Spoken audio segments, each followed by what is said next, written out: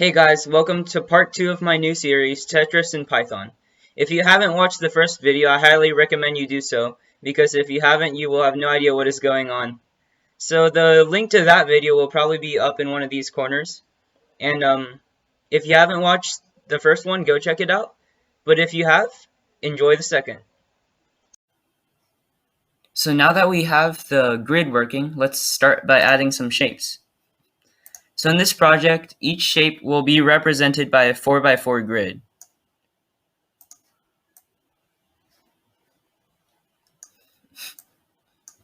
And then in this grid, each shape will have different orientations. So for example, a square, each shape will be represented by 4 different orientations. Or depending on how many different orientations a shape has. Maybe it might be less than that. So let's say there's a square, and the square will be represented on a 4x4 grid with the 4 squares filled in. So that's how we're going to gauge whether or not, this is how we're going to see a square on the screen. The 4 edges are just buffer. But let's say we had a T-shape. We can make a T-shape like this. And then now, this is one rotation. Another rotation would be like that. And then the third rotation could be, like that. And then so on for the last rotation. So this should make some more sense when we code it. Let's first set up the square. It's going to be the simplest. So these shapes or shape representations will all be 2D lists with maximum of 16 items, 16 lists inside that list. So this is basically an index of each block to be filled in the hypothetical 4x4 grid.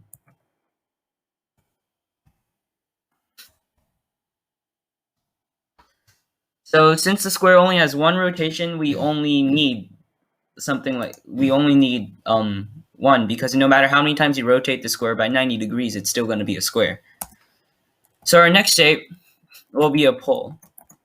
This one will have 2 rotations, because a pole can either be vertical or it can be horizontal, like that. So it'll have 8 items, or 8 different rotations. No, 8 different lists. And I can't talk today. So first 1 0 1 1 1 2 1 3. And just to space out each rotation neatly, I'm just gonna hit enter and then have 2 rows, one for each rotation.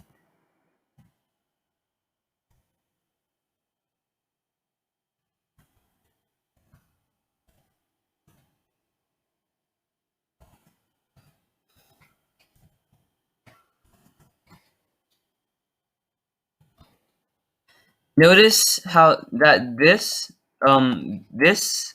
pole list right here doesn't have any difference than this. It just looks nicer.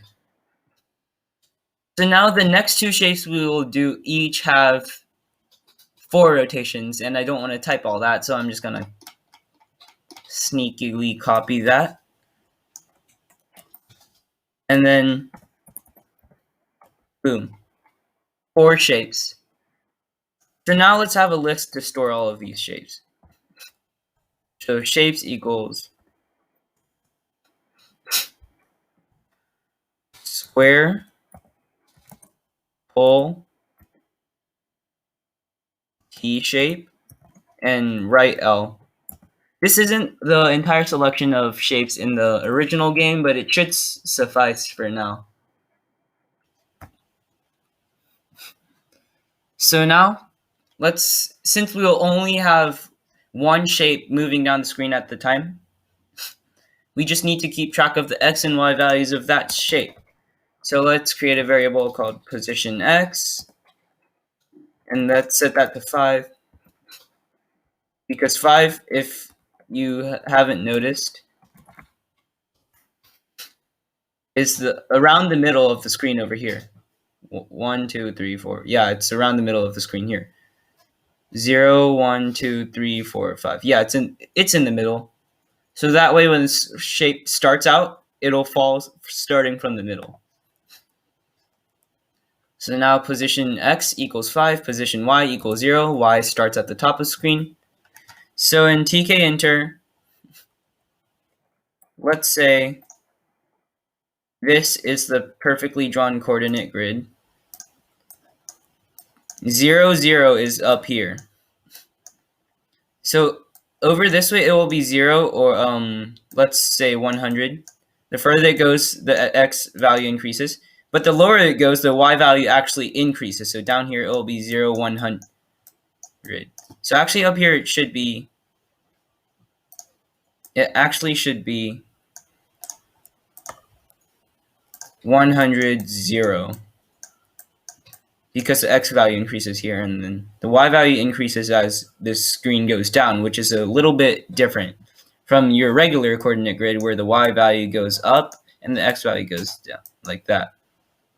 So basically, you just flip the coordinate grid and like mirror it. So let's set we'll create another variable called shape index, which basically keeps track of which shape that we're going to use. So 0 would be square in this list, 1 would be pole, T shape would be 2, and right L would be 3. So now shape index equals 0, and then let's set a rotation index. Rotation index equals 0. This keeps track of the which rotation the shape is in, and we'll use that later. And now let's define a colors list. Colors equals white, red, and then we'll have purple. So white will be the empty blocks that are the moving block can move through. Red will be the edges, and purple will be the blocks that have already frozen. Now let's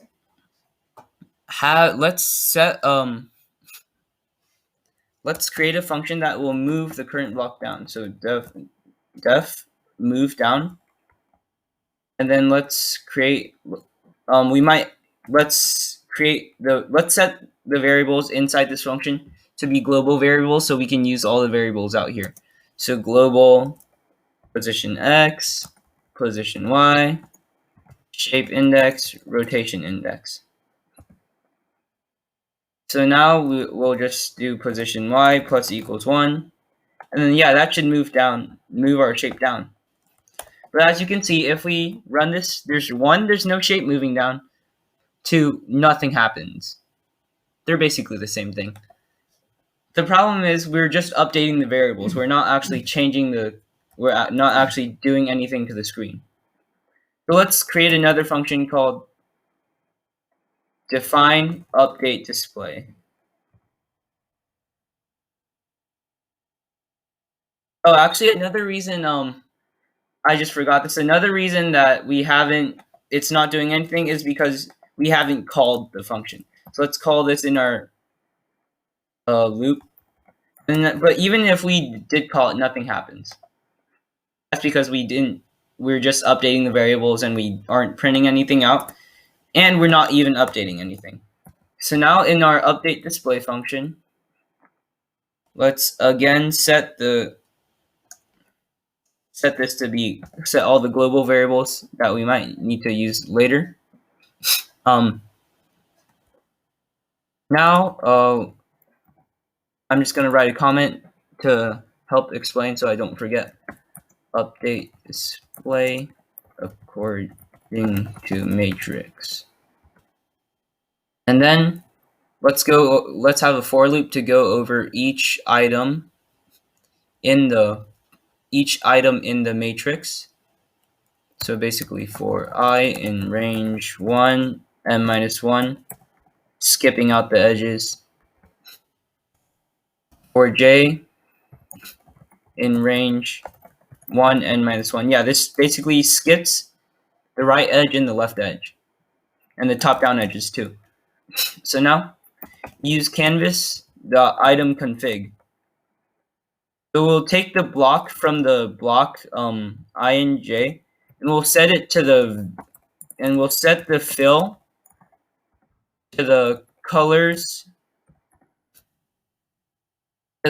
colors of the value.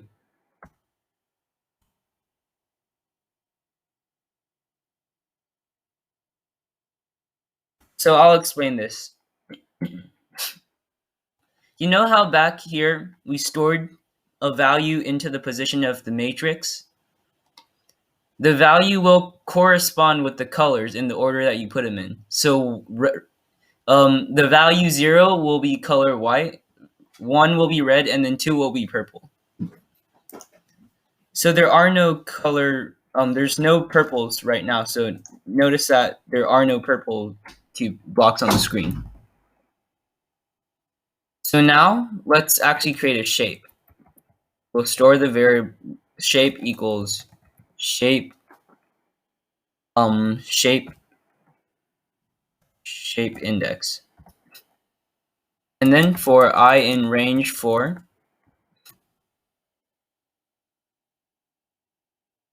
x equals shape I 0 plus position x, y equals shape I 1 plus position y, and then we'll again call canvas.itemConfig, and then again update that block,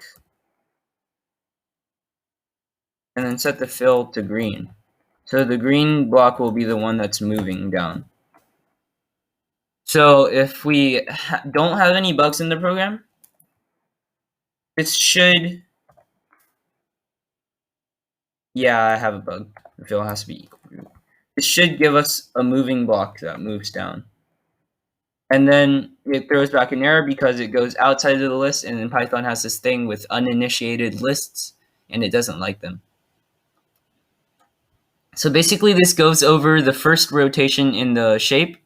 So it'll set, again, it's a 4x4 grid. It'll set those shapes in the 4x4 grid to the color green. And then the shape, we can just see here, it'll offset it by position y and position x. Position x isn't changing, but y is. So this might just be OCD, but I really don't like it when I really don't like this fast speed the block's falling at. So let's just import from time, import sleep. So the sleep function from time basically stops the program that you're running for a certain amount of time. So sleep 0.5, like that. Now it'll wait 0.5 seconds before each thing happens. Now that's kind of slow, so let's set it to 0.2, which is a pretty good speed. So it also gives it like the old 8-bit feel to the game, because each block moves slowly and there's like a purposeful lag to simulate the 8-bitness of this game. So yeah, let me write a comment here so I won't forget what I'm doing at all. Update display for active shape. So now we have this nice shape that's falling down the screen. Once again, thanks for watching this video, and if you liked it, be sure to leave a like and subscribe, and we'll see you in the next one.